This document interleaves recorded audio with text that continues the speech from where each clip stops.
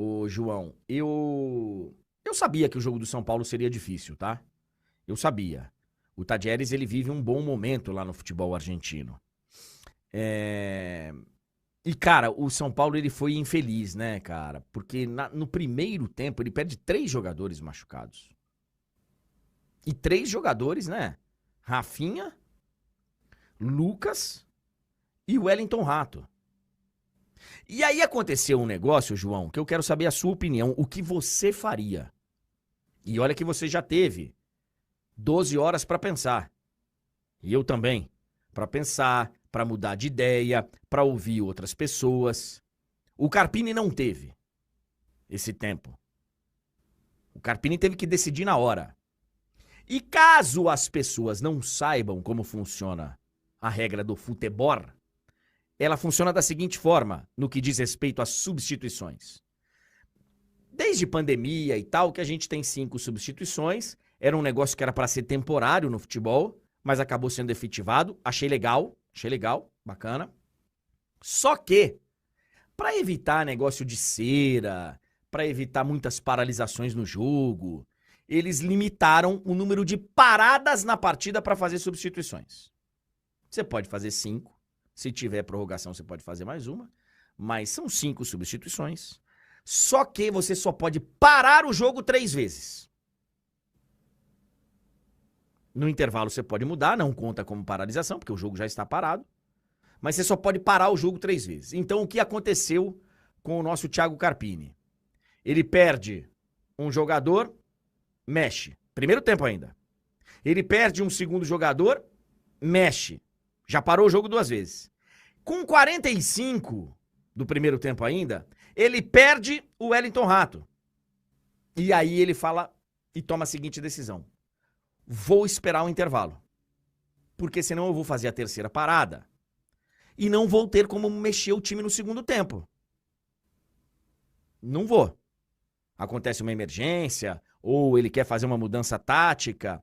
E assim, ó, eu acho que agora é fácil baixar o sarrafo no Carpini. E eu acho que ele tem que ser criticado por outras razões. Mas por essa não, João. Por essa não. Não dá pra você condenar um técnico que com 45 fala, pô, fecha a casinha aí, lindo. Fecha a casinha aí, vamos pro intervalo e a gente arruma a casa. Você não pensa dessa forma, João? Ou estou errado? Eu penso 200% dessa forma, André. E como você falou, eu tive 12 horas para pensar, mas com alguns minutos para pensar ali depois do ocorrido. Cara, o gol do Talheres aconteceu nesse momento, mas fatalidade, sabe? Assim, realmente, eu não acho que o gol do Talheres tenha sido culpa pelo São Paulo ter ficado com 10 jogadores. Ele fez uma opção que o técnico, vamos dizer assim, ele é pago para fazer. Acho que ele foi bem corajoso e correto em fazê-la. Deram um azar de tomar o gol. Talvez até se o São Paulo não tivesse tomado gol, fosse com 0-0 pro intervalo, perderia o jogo da mesma forma. Não tem como a gente saber.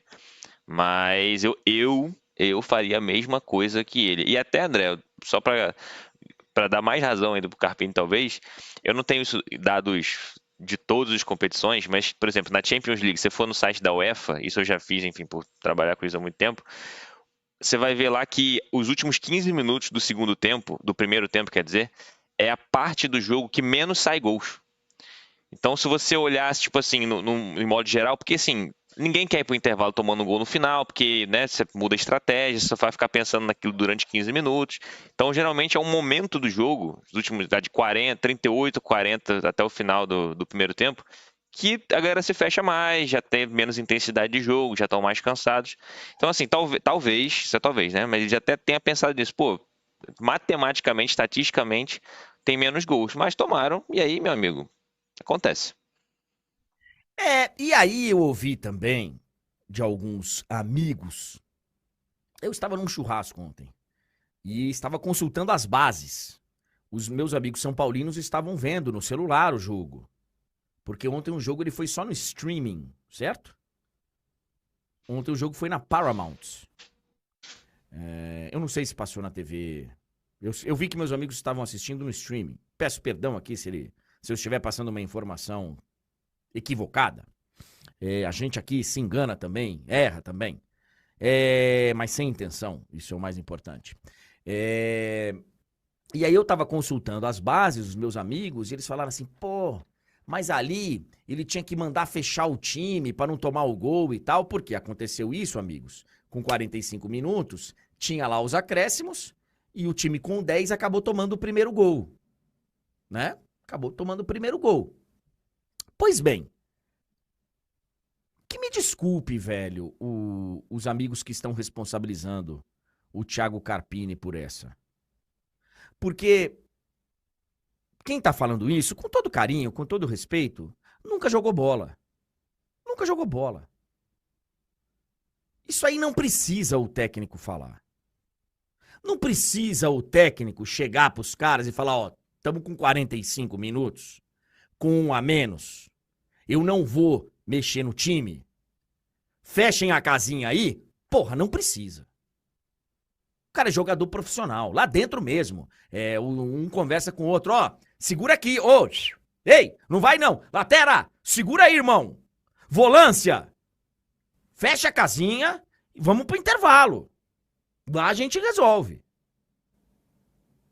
Então, cara, por essa razão eu não vou culpar o Carpini. Agora, precisamos falar sobre outros temas. O trabalho do Carpini parece que não vive um bom momento. Não vive um bom momento. Ele, por exemplo, só conseguiu melhorar o time depois que o Galopo e o Luciano entraram. E eu queria entender por que o Galopo não tem tido mais minutos. Por quê? O Galopo voltou de contusão, ele estava bastante tempo machucado e tal no início do ano, e ele volta jogando bem. E aí, de repente, Galopo. E o nosso amigo Rames, hein, Joãozinho? Pô, cara, eu torço tanto pra dar certo. Sei lá, eu não sei por quê. Eu gosto dele, nunca vi na minha vida de perto, nunca conversei com ele, nunca tirou foto com meu filho, nem com... Não. Inclusive, no maior lance da carreira dele, que foi o gol da Copa, eu estava no Maracanã e não vi, porque eu estava na fila do bar. Vou fazer o quê? Tava lá pegando o refil, tava tomando uma. E aí aconteceu o gol, eu vi pela televisão que tinha no bar, lá na fila do bar. Mas o nosso Rames precisa help me, help you, né? Jogos grandes são para jogadores grandes, então ele tinha que participar. Mas não teve muito bem ontem, não. E é curioso, né, André? Só um pitaco sobre isso, que isso acontece, eu acho que com todas as torcidas, né? Mas depois vendo a repercussão, eu conversando também com alguns São Paulinos, é isso, né? Quando todo mundo tava pedindo o Rames, quando ele não tava jogando e tal, toda aquela questão, se ia sair ou se não ia. E aí coloca o Rames, quando ele entra, todo mundo quer o Luciano. E aí, quando o Luciano tá, daqui a pouco todo mundo vai querer o Rames. É difícil, cara. Mas, de fato, a participação dele, não só nesse jogo, né? Mas no ano todo, assim, não tá legal, não. E foi o primeiro jogo dele como titular no ano, né? Pois é. Assim, ó, eu vou perguntar a opinião do Ricardinho, que é uma opinião completamente imparcial, uma opinião isenta de uma pessoa equilibrada para tomar esse tipo de decisão. Mas eu acho que o Carpini está no forno. Sabe quando o cara... Ele começou o jogo, ele já estava na cozinha. Depois do jogo de ontem, abriram o forno e falaram... Carpini, entra aqui só pra gente ver um negocinho. Fica deitadinho aqui no forno. E estão prestes a fechar a porta do forno e ligar o gás. Tô achando que a batata dele vai começar a assar.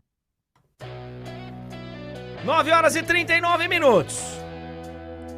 Tô errado, ô Ricardinho? Você acha que eu tô exagerando? Ou o Carpini já vão começar a fritar, no caso aqui do forno, a assar o nosso simpático Thiago Carpini, hein? Bom dia, Ricardinho. Help me, help you. O popular me ajuda a te ajudar. É isso aí, André. Grande abraço a você, a quem nos dá o prazer da companhia. O Carpini tá igual aquela carne de segunda no açougue, sabe? Quando você vai comprar para fazer aquela carninha moída, tal e coisa e tal. Tá penduradão assim, ó, o Carpini. A gente fez ontem, né? O Arquibancada TNT Esportes, ao lado do nosso amigo grande Otávio Neto Tatá, e junto com a Bibi Molina, e o Carpini cavou a sepultura ontem. Eu vi vocês falando aí sobre a escolha que ele fez, e na hora eu falei: olha, são 8 minutos. 8 minutos é uma eternidade. Eu entendo que ele quer deixar, de repente, uma troca para o segundo tempo, mas faz a troca e no intervalo já faz as duas trocas para o segundo tempo. Ele acabou optando por não fazer a troca, tomou a pressão, tomou o gol. É verdade que o São Paulo ontem perdeu o Rafinha com 13 minutos, o Lucas com 25, o Wellington Rato, mas fica o resultado. O desempenho de São Paulo, o futebol de São Paulo não é bom e eu estou contigo. Assim, ele vai ter que ganhar do sobressal, super sal, não sei o que sal aí que ele joga quarta-feira que vem, de qualquer jeito no Morumbi. Porque depois, André, São Paulo sai para jogar com fora de casa. E aí vai contra o Barcelona lá em Guayaquil, que não é fácil. São Paulo e Botafogo estão bem penduradinhos já, tá bom? O Botafogo mais do que o São Paulo. Assim, ó, antes do jogo, eu já imaginava que seria complicado pro São Paulo arrancar pontos lá em Córdoba, mas esperava um futebolzinho um pouco melhor.